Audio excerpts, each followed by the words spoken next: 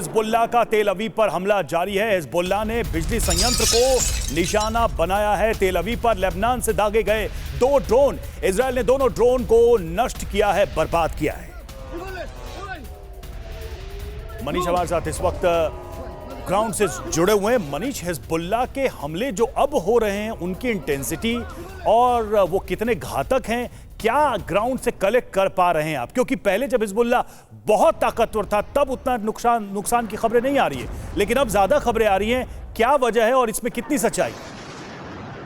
देखिए, ये वाकई दिलचस्प है। जब हिजबुल्लाह अपनी पूरी ताकत के साथ था, वैसी स्थिति में हिजबुल्लाह को लेकर आईडीएफ के सैनिकों के बीच में जो मेरी पर्सनल भी बातचीत होती थी, वो सब कहते थे कि अच्छा हो कि ये जंग ना हो। लेकिन अब नसरुल्लाह मारा जा चुका है। अब हिजबुल्लाह नाम का जो वो इजराइल के दिमाग में जो एक शैतान था, उसको बहुत हद तक वो कमजोर कर चुके हैं। लेकिन ये भी सच है कि हिजबुल्लाह के हमले अब पहले की बनिस्बत ज्यादा घातक हो रहे हैं। 10,000 से अधिक रॉकेट हिजबुल्लाह ने दागे हैं, लेकिन पहले की तुलना में अब उनके टारगेट ज्यादा डीप तक पहुंच रहे हैं। वो आराम से अब तेल अवीव के आसपास आ जा रहे हैं। हिजबुल्लाह के ड्रोन लगातार इजरायली मिलिट्री एसेट्स के वीडियो जारी करते हैं। लेकिन हाँ, ये भी बात आप कह सकते हैं कि वो कहते हैं ना कि दिया बुझने से पहले जो है 1-2 बार फिर से अपने को रिगेन करने की कोशिश करता है।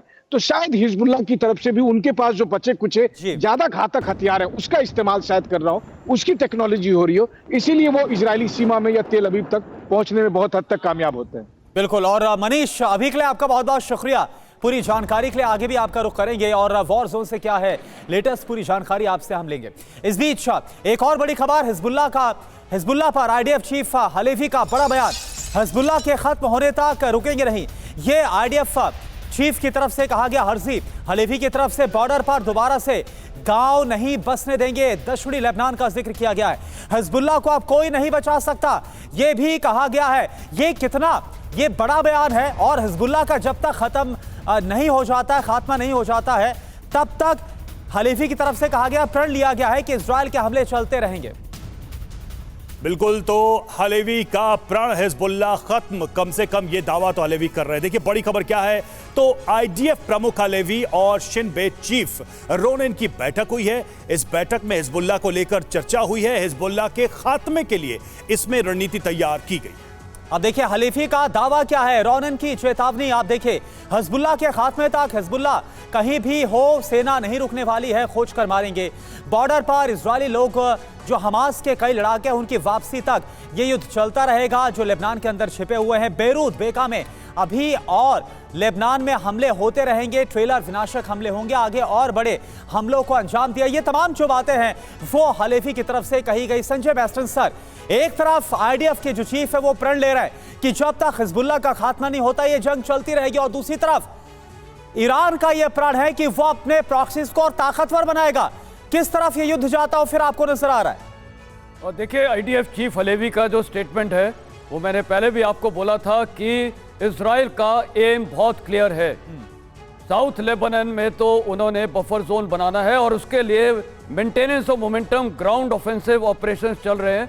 लितेनी रिवर जो तकरीबन 30 किलोमीटर है ब्लू लाइन तक, उसको वो अचीव करने की कोशिश करेंगे और इसीलिए पूरे साउथ लेबनान में भारी बमबारी हो रही है, टारगेट्स को डिस्ट्रॉय किया जा रहा है। हिजबुल्लाह बेसिस को, रॉकेट इंफ्रास्ट्रक्चर वगैरह को डिस्ट्रॉय करके ग्राउंड ऑफेंसिव साथ साथ चल रहा है। और उसके बीच आपको ये भी पता है कि यूनिफिल के फोर्सेस के भी ऊपर कहीं पर हमले हुए हैं।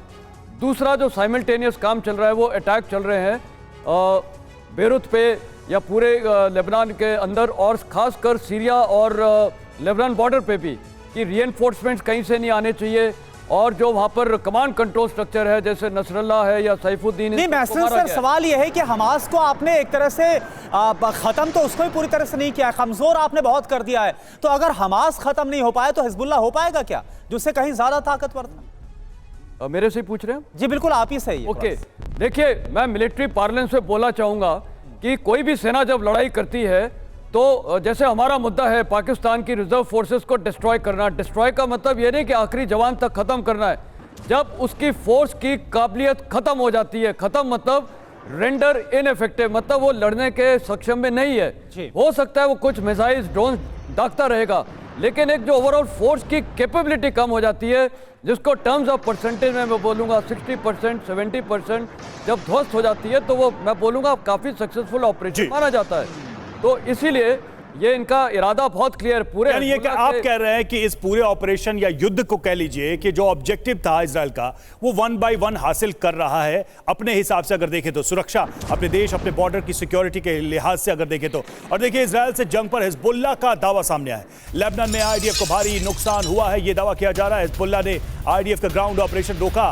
अल मुशरफा लेबान में आईडीएफ को नुकसान हुआ, यह दावा किया जा रहा है। आईडीएफ टैंक से हमला करने में भी नाकाम हुआ है। अमिताभ सर, सवाल वही है, चूंकि हम पीछे इस बात की चर्चा कर रहे थे कि इजराइल ने क्या ऑब्जेक्टिव हासिल किया, लेकिन एक चीज क्या आप देख पा रहे हैं कि जब भी पूरा सीरीज ऑफ कॉन्फ्लिक्ट खत्म होगा, एक बार फिर से हम इजराइल का ज्योग्राफिकल एक्सपेंशन देखेंगे। देखिए, इजराइल ज्योग्राफिकली एक्सपैंड तो नहीं करना चाहता, ये नहीं चाहता है कि वो लेबनान में जाए या फिर इजिप्ट में लेकिन जाए। हर युद्ध के बाद तो ऐसा हुआ है कि थोड़ा दायरा बढ़ता गया इजराइल का। नहीं, देखिए, जो युद्ध पहले हुए हैं 67 में, 73 में, वो बॉर्डर वॉर्स थे और उसके एक्सटर्नल एनिमीज थे, जैसे सीरिया था, जॉर्डन था, इजिप्ट था। तो ऐसे संगठित सेनाएं थी और देश थे। लेकिन इस समय वो टेरिटरी की लड़ाई नहीं, इस समय वो एक टेररिज्म के खिलाफ कह रहा है कि वो लड़ाई लड़ रहे हैं। वो हिजबुल्लाह है और वो हमास है। और 7 अक्टूबर जो पिछले साल की घटना के बाद जो भी हुआ, उसमें 2 चीज़ बहुत प्रोमिनेंटली है। पहला है कि जो रेजिस्टेंस था इंटरनल इजराइल के खिलाफ, हमास में और हिजबुल्लाह में, वेस्ट बैंक में और गजा में भी, उसको वो ख़त्म करना चाहते हैं। क्योंकि इसके पहले जितने एक्सटर्नल रेजिस्टेंसेस थे, जैसे उन्होंने जॉर्डन को न्यूट्रलाइज तो सर, सवाल मेरा यही है कि एनिमी लैंड पर प्रेजेंस कैसी होगी इजराइल की, क्योंकि ऐसा तो होगा नहीं कि जहां इजरायली फोर्सेस गई हैं वहां से वापस हो जाएंगी इस कॉन्फ्लिक्ट के बाद। देखिए, यूएन रेजोल्यूशन 1701 है जो कहता है कि लिटानी रिवर तक एक बफर जोन होगा, उसको वायलेट नहीं किया जाएगा। और लेबनान में हिजबुल्लाह ने उसको बार बार वायलेट किया है और इजराइल के रियल बॉर्डर्स तक आ गए हैं। ये जो मूव हो रहा है, इजराइल ये कहना चाहता है कि हम लिटानी रिवर तक अपने आप को एस्टैब्लिश करेंगे और उस यूएन रेजोल्यूशन को, या एक जो मतैक हुआ था, उसको हम अराइव करेंगे। ठीक है, बिल्कुल लितानी रिवर तक का जो एक तरह से वहां तक मूव करेगी फोर्स और एक बफर जोन बनाने की कोशिश की जाएगी। लेकिन क्या यह मौका सचदेवा सर ईरान देगा, इजराइल को यहां तक पहुंचने देगा? आपका सवाल जायज़ है और मैं इस परिप्रेक्ष्य में इसको जोड़ना चाहूँगा कि अगर इजराइल का ईरान पर बड़ा हमला होता है तो उसके बाद क्या होगा। डे आफ्टर में उनको हिजबुल्लाह से प्रतिकार की ज़रूरत होगी इजराइल के ऊपर। उनको जो खाड़ी के देश हैं उनमें अमेरिका की सेना जहाँ है, या उनके अपने जो तेल के क्षेत्र हैं उनके ऊपर अटैक करने की जो इजाज़त दी जाएगी, चाहे वो इराक के शिया मिलिशिया हों, चाहे हुतीज़ हों, चाहे हिजबुल्लाह हों। तो इसके लिए अगर IRGC का चीफ हिजबुल्लाह को सशक्त करने की कोशिश कर रहा है तो उसको देखना, उस नज़रिए से देखना चाहिए कि वो चाहते हैं कि जो प्रतिरोध की क्षमता है उसको बढ़ाया जाए, और ताकि ये इजराइल एक तरफा ईरान के ऊपर हमला करे। जो अभी लग भी रहा है कि एक तरफा होता हुआ, क्योंकि इजराइल काफी पावरफुल ईरान के तमाम प्रॉक्सीज के सामने नजर आ रहा है, एक एक करके खात्मा हो रहा है।